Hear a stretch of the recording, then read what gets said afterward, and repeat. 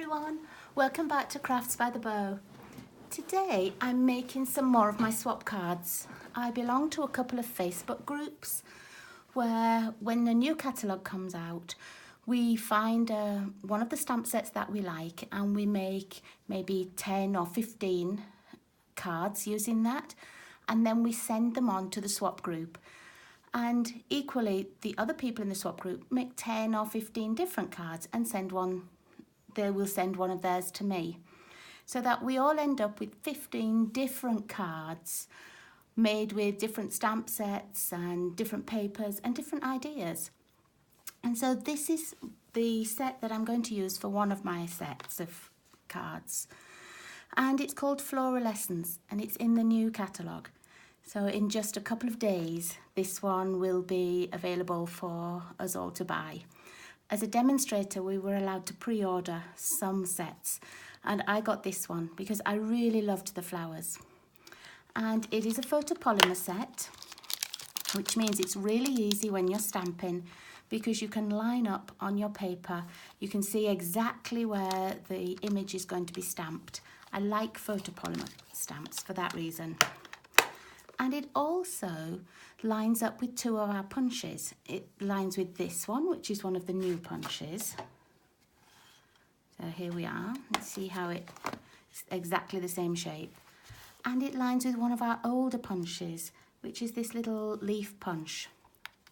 So I think it's nice that it's not one with dies. So if you don't have a big shop machine, or if you don't really like die cutting, or you're saving pennies, and you want to get a stamp set and something that will cut it out, punches are much cheaper than dies.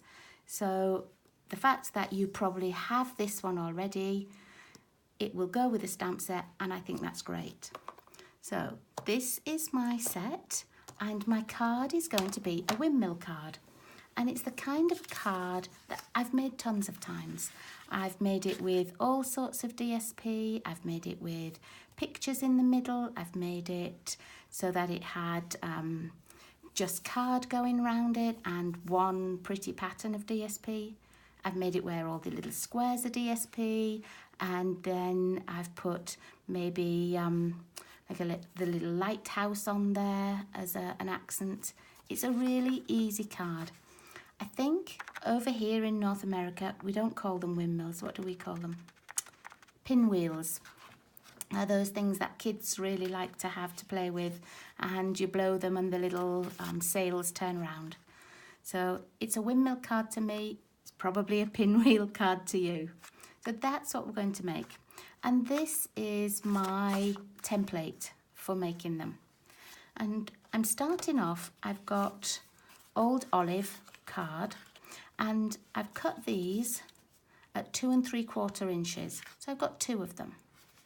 And to make the base for the pinwheel, we just attach these together like this to make a star.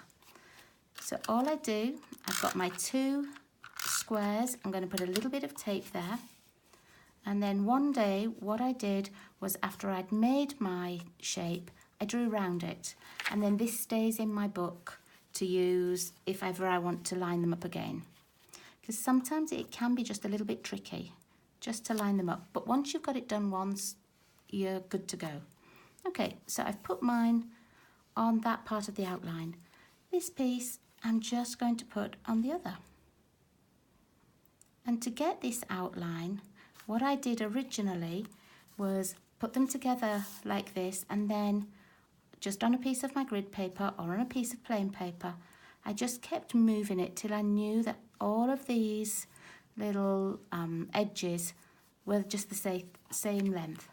So there we are. That's our windmill or our pinwheel base.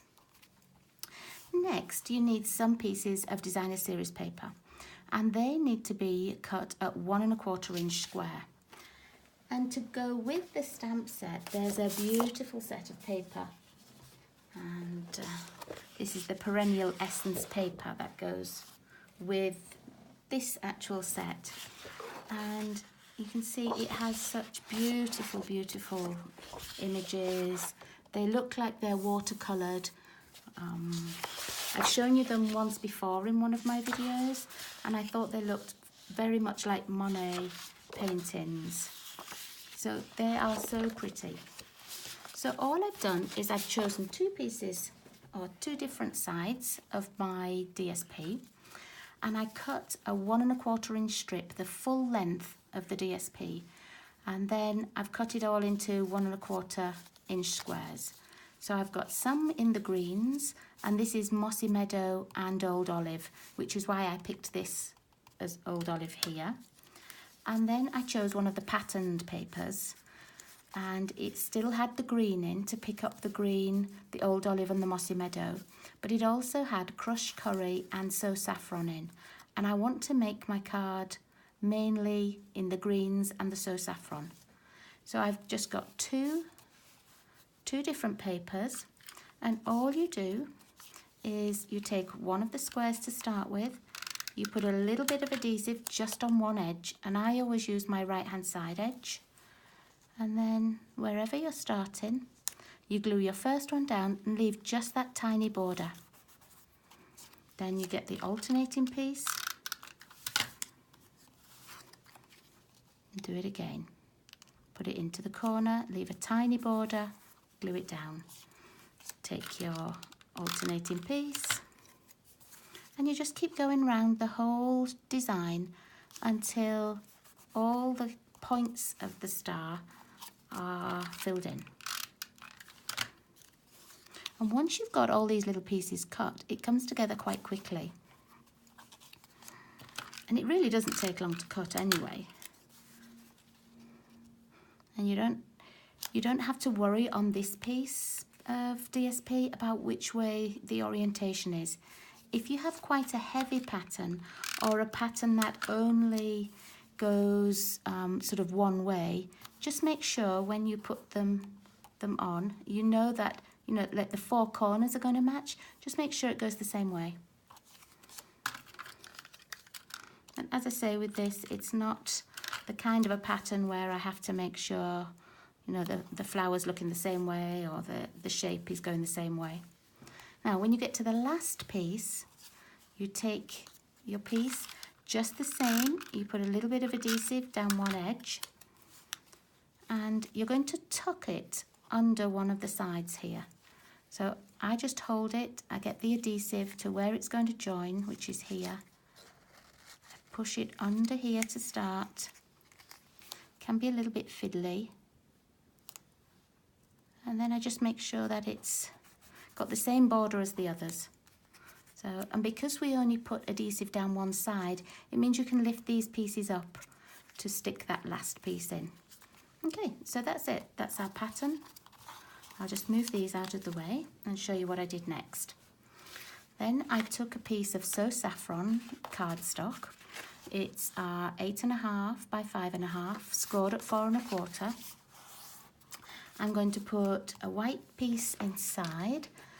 Just find where my pieces are. Here they are. I'll just take a white piece out. And if you wanted to stamp on this, you could.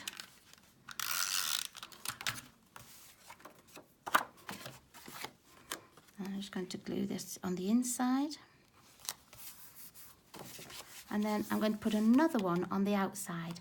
But first I want to put a little sentiment on the bottom. So I've got my stamparatus ready. And I've got the paper all lined up. Oops, let's just move those out of the way. And then I've taken one of the sentiments and I chose this one, the With Friendly Thoughts and Best Wishes Today and Every Day. And all I did was, because I'm making a lot of them, I'd lined up where I want my cardstock to be. Let's move that out of the way. And then I just lined it so that those corners went there.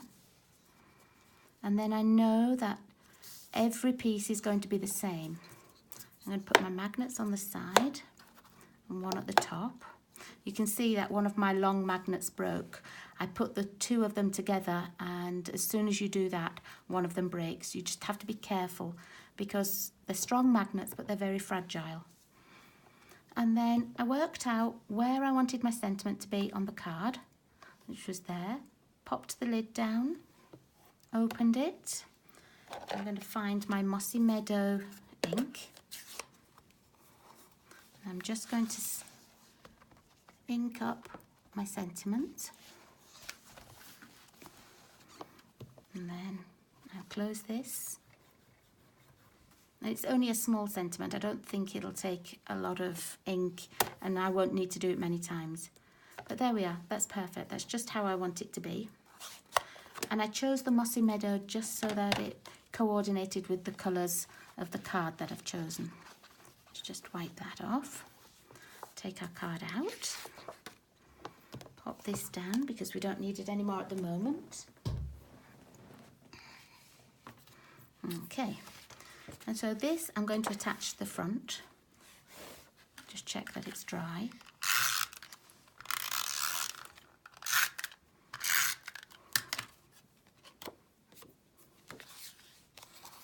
And then there will just be a tiny little border all the way around. And the white, both white pieces are actually cut at 5 1/4 by 4, so that there's just that 1/4 of an inch gap on them. Okay, now we're ready to assemble the card. So here's the little pinwheel that I just made. I'm just going to put it on the front like this, and you can see you only get a tiny little bit of a border at the edges. So I'm making the top exactly the same. I'm not putting it on dimensions or anything. I'm just going to glue down the main square on the base.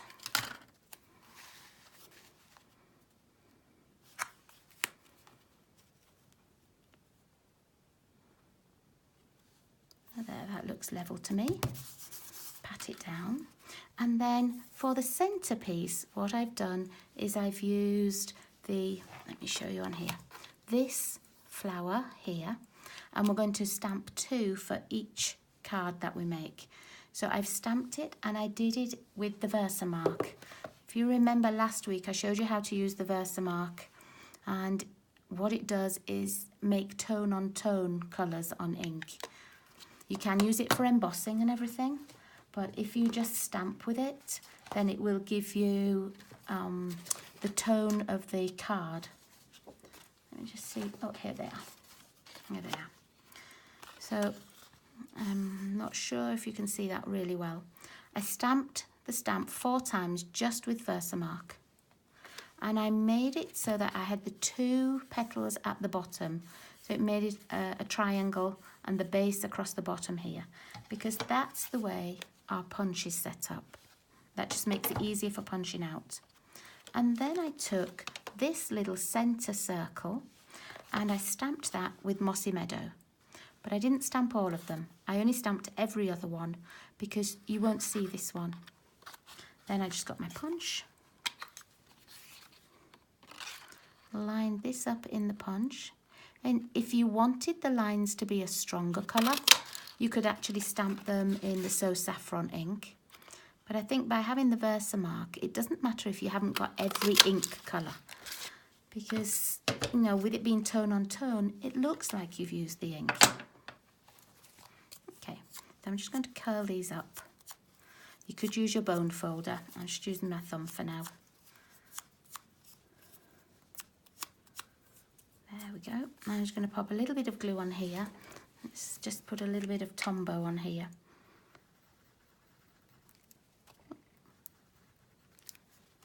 Doesn't want to come out. I know there's a tiny bit left in, but obviously not enough for it to glue right now. Excuse my arm. Let's try this one. There. So a little bit on the bottom. We're just going to lay this one over the top so that it makes a 6-sided or a 6-petaled flower. I'll just hold that for a second or two.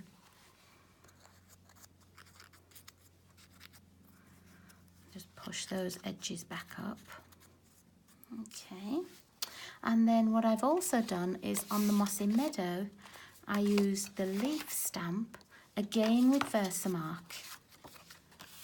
So you can see it looks like I stamped them with the colour, but it wasn't. It was the Versamark again. And then I'm using the leaf punch If you don't happen to have the leaf punch, or you don't have the flower petal punch, it doesn't really matter. These are really easy ones just to fussy cut out with a pair of scissors. Okay, and then I'm going to put this in the middle, and I'm going to attach just one little leaf up here or somewhere. I think I'm going to put it up here, just like that one. So I'm going to attach this one first. I'm going to put a little bit of Tombow down here, slide that around a bit so that it catches some of the glue, and then a little bit on the underneath of the petal. Now I'm going to be posting these.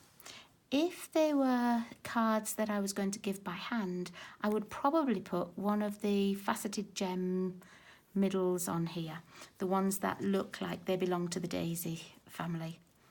But because I'm mailing them out, I'm not going to do that. So there we are. That's it. So quick and simple, and what a beautiful effect it gives. So that's my swap card, one of my swap cards for my upcoming swap. I hope the ladies like it and that they'll give it a try. Once they know how easy it is, I'm sure they'll be making them. So thank you again for watching me. If you've got any questions about the card, please just ask. Thanks so much, everybody. Bye-bye.